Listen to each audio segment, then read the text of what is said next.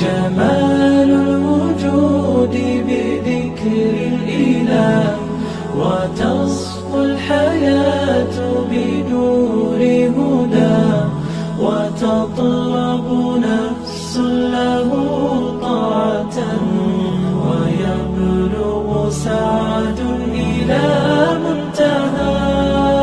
سے پہلے آپ سب کو مبارکباد پیش کرتا ہوں،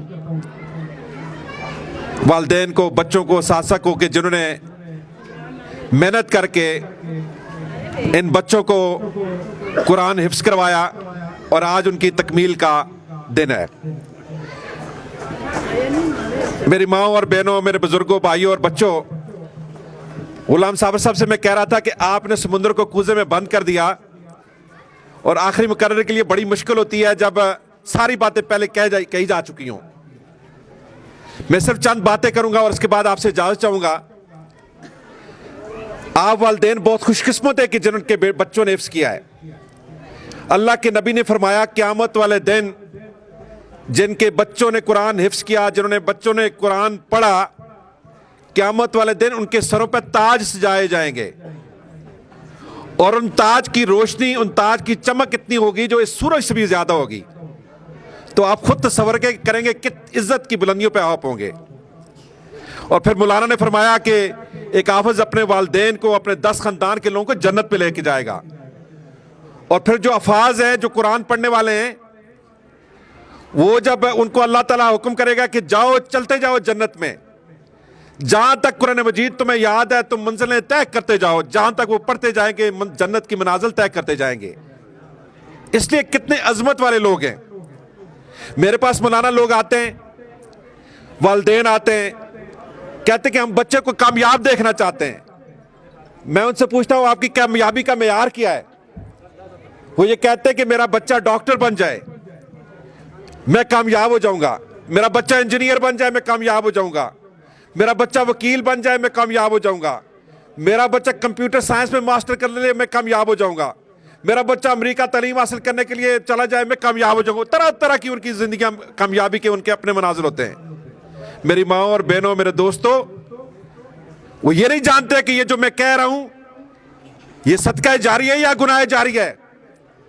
اگر انہیں اپنے بچے کو صحیح تعلیم نہ دی، اگر بچے کی صحیح تربیت نہ کی، ان کا بچہ ڈاکٹر بن گیا، ان کا بچہ انجینئر بن گیا، ان کا بچہ وکیل بن گیا، ان کا بچہ پروفیسر بن گیا، سائنٹسٹ بن گیا، لیکن اللہ اور رسول کے بھولا ہوا ہے، وہ رشوت لیتا ہے، وہ ظلم کرتا ہے، وہ ناانصافی کرتا ہے، تو میری ماں اور بہنوں، خدا کے لیے، خدا کی قسم، وہ آپ کے لیے گناہ جاریہ بن جائے گا. پروفیشن میں جائے گا وہ انشاءاللہ بہترین پروفیشن لے کے جائے گا.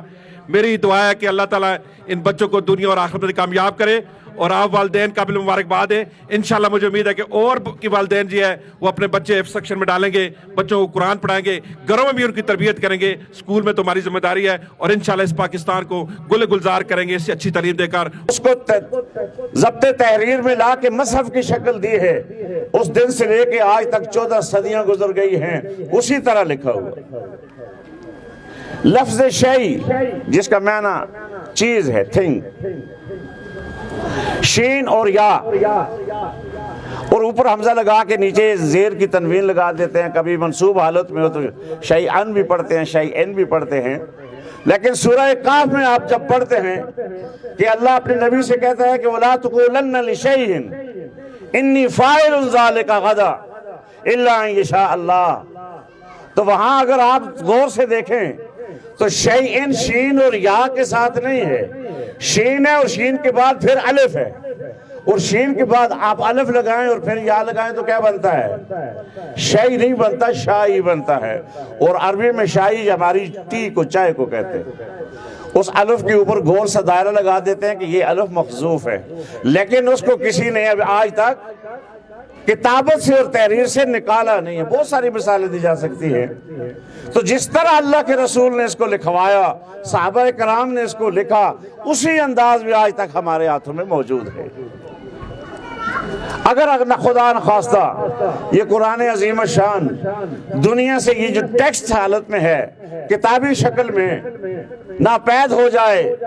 बहुत सारे लोगों ने कोशिश भी की है कि इसको जला डाला जाए, इसको ख़त्म कर दिया जाए, लेकिन किसी भी एक छोटे से बच्चे को आप थोड़ी देर के लिए बिठाएं और उससे सुने और कुरान मजीद जो है फिर दोबारा लिख सकते हैं। मैंने ये शेर देखा तो ये वाक़या मेरे ज़हन में आ गया कि न हो मुमताज़ क्यों इस्लाम दुनिया भर के दीनों में, वहाँ मज़हब किताबों में, यहाँ कुरान सीनों में।